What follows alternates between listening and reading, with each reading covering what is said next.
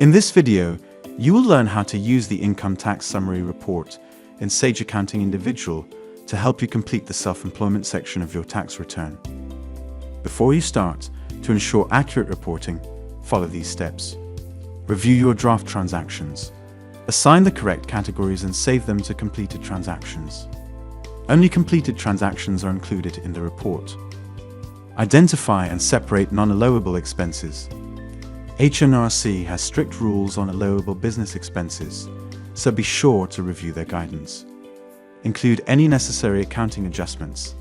The report may not include all values required for your tax return, so consult your accountant if needed. To get started, from the navigation menu, click Reports and then select the Income Tax Summary Report.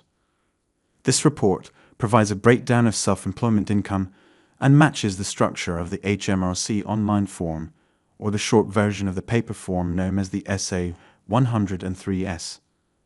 The report automatically calculates totals for each category, making it easy to transfer data to your tax return.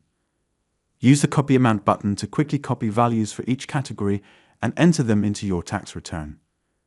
To export the report, click the Export As drop-down and choose between CSV, PDF, or Excel formats. For more help and guidance, visit the Help Center or Sage University. You've now learned how to use the Income Tax Summary Report to help complete your self-employment tax return.